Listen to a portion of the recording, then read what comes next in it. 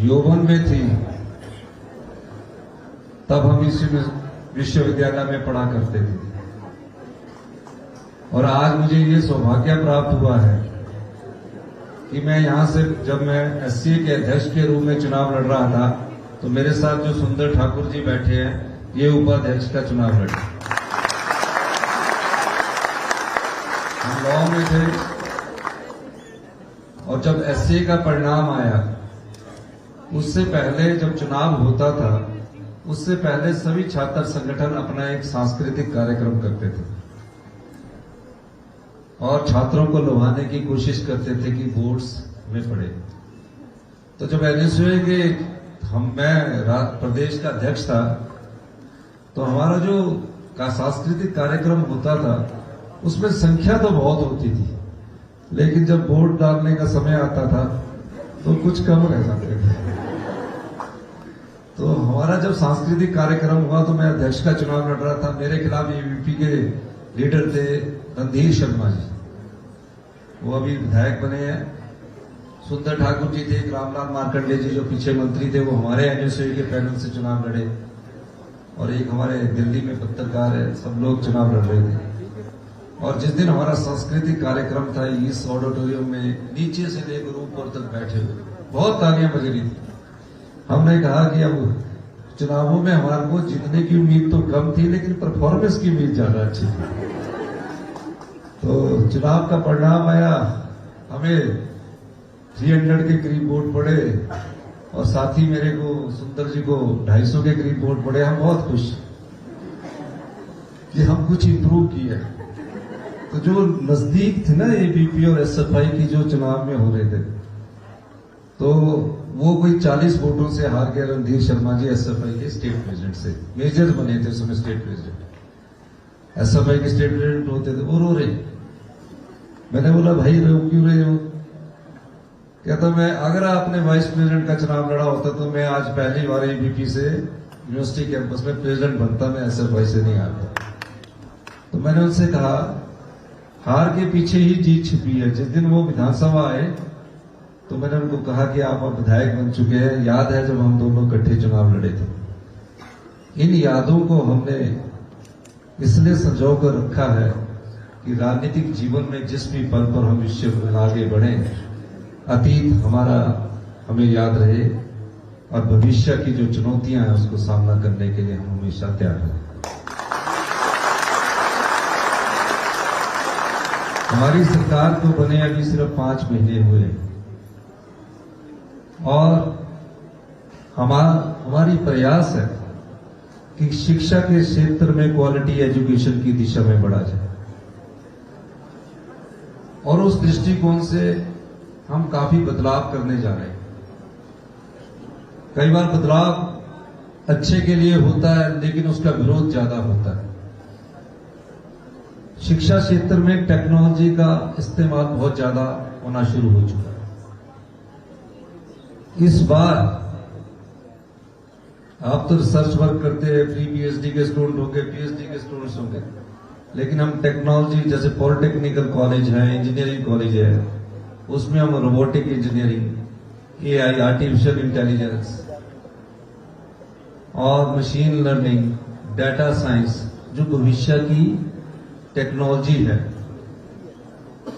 5G के आने के बाद शिक्षा के क्षेत्र में महत्वपूर्ण बदलाव होने जा रहे हैं। इस बार हम एकेडमिक सेशन से वो शुरू करने जा रहे हैं।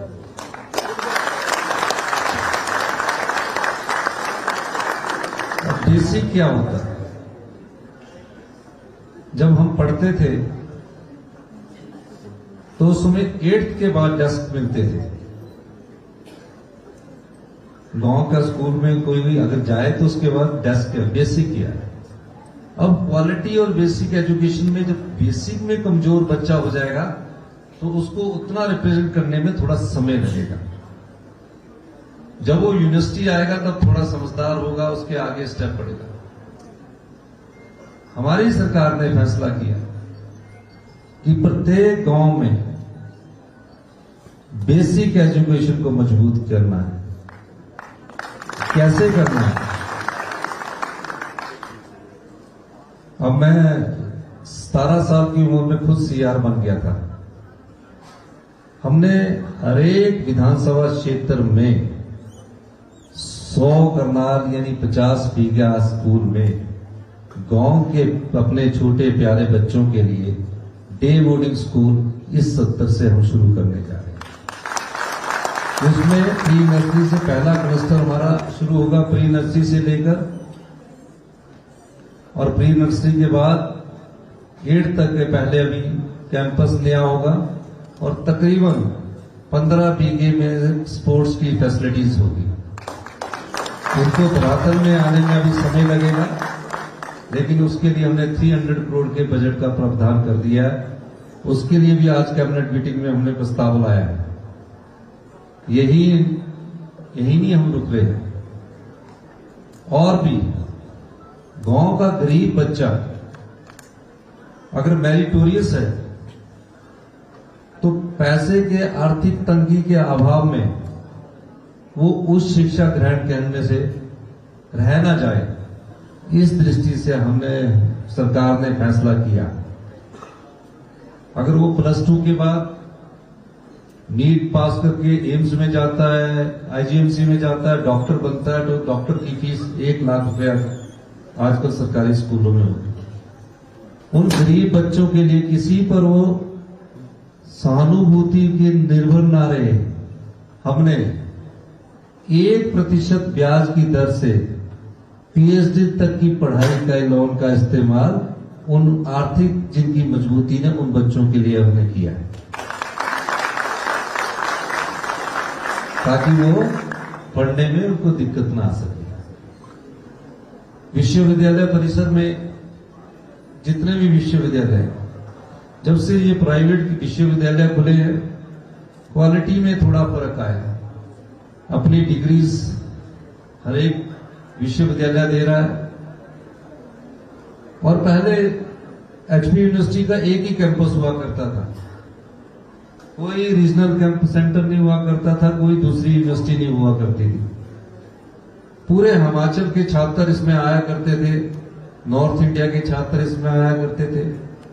लेकिन अब हमने क्या किया कि हम छोटे छोटे क्लस्टर यूनिवर्सिटी बना दी। उससे क्या होता है, ठीक है शिक्षा तो घर के पास मिल जाती है, लेकिन एक व्यक्तित्व विकास जो होता है वो डिफरेंट जगह से आए लोगों के साथ भाव अपना प्रकट करके आगे बढ़ा जाता है।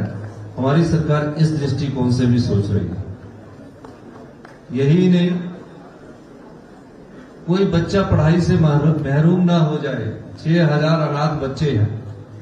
हिंदुस्तान की हिमाचल प्रदेश पहली सरकार है जिस बच्चे ने अपनी माता को खो दिया, जिस बच्चे ने अपने पिता को खो दिया। हमने सरकार ही माता सरकार ही पिता के कंसेप्ट को डेवलप किया और उनको चिल्ड्रन ऑफ द स्टेट का दर्जा देकर उसको अधिकार दिया।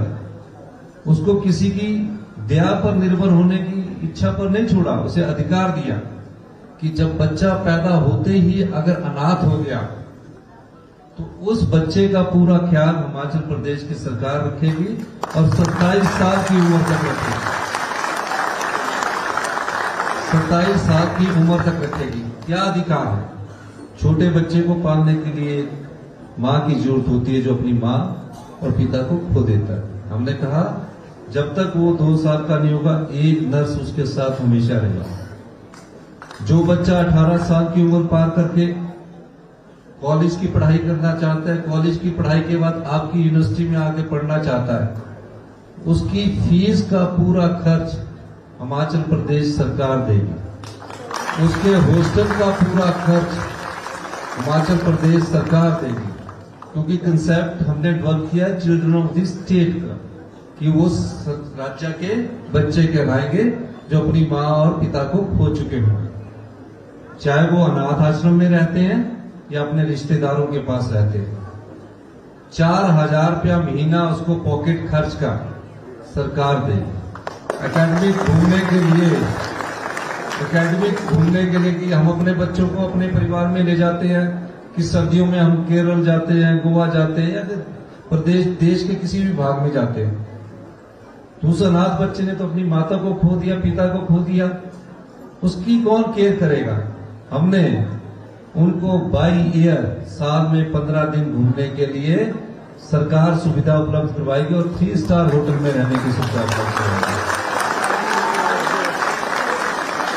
उसको गर्मी में कौन से कपड़े पहनने हैं, सर्दी में कौन से कपड़े पहनने हैं, ये सब चीजों का सरकार ख्याल रखेगी। 27 साल की उम्र तक कोचिंग देगी उसको, उसे ये भावना लगे कि मैं किसी की दया पर निर्भर हूं।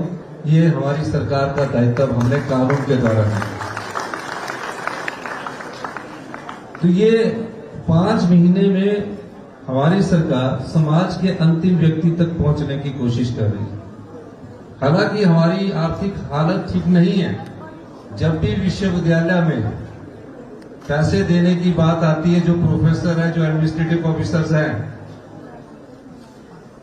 चाहे वो आपका हॉर्टिकल्चर यूनिवर्सिटी हो, एग्रीकल्चर यूनिवर्सिटी हो, हमने कभी नहीं कोशिश की कि यहां पोस्टें कम की जाए। हमेशा मेरा प्रयास रहता है। अभी पिछले दिनों बजट की बुक आई, हमारे पास पैसा नहीं था, हमें लोन उठाना पड़ा, पर विश्वविद्यालय जहां भी थे शिक्षा के क्षेत्र में हमने पैसा दिया। 50 करोड़ रुपए की ग्रांट के लिए हमने आपको विश्वविद्यालय को और अधिक देने का हमने प्रयास किया। अब सवाल है कि हमारी आप कई बार बात सुनते होंगे, हमने कई बार कहा हम सत्ता में सत्ता सुख के लिए नहीं आए, हम व्यवस्था परिवर्तन करने के लिए आए। और उस व्यवस्था परिवर्तन में देखिए 3146 जो हमारे स्कूल हैं उसमें सिर्फ एक सिंगल टीचर है। पिछले 10-15 साल से 300 स्कूल्स थे, बच्चा कोई नहीं था, छात्र कोई नहीं था। हमने 300 स्कूलों को बंद इसलिए किया कि वहां सिर्फ टीचर थे, पढ़ाने वाले थे, पढ़ने वाला कोई नहीं था। हमारे ऊपर कई टिप्पणियां होती है, लेकिन हमने जब देखा कि इस प्रदेश की जनता पर, जो इस सभा में बैठे जितने भी छात्र हैं ना, आप इस प्रदेश के युवा है, नागरिक है, क्या आपने कभी सोचा कि आप पर जितना हम खर्च करते हैं, एक बच्चे पर, हम प्राइमरी स्कूल में पढ़ने वाले बच्चे उस पर 36,000 रुपया खर्च करते हैं। यूनिवर्सिटी में पढ़ने वाले इस बच्चे पर हम 80,000 रुपया खर्च करते हैं। ये कहां से आता है? आपसे तो फीस नहीं लेते, लेकिन पिछले सालों से ये इस अर्थव्यवस्था में क्या हुआ? 75,000 करोड़ रुपए का कर्ज हम पर चढ़ गया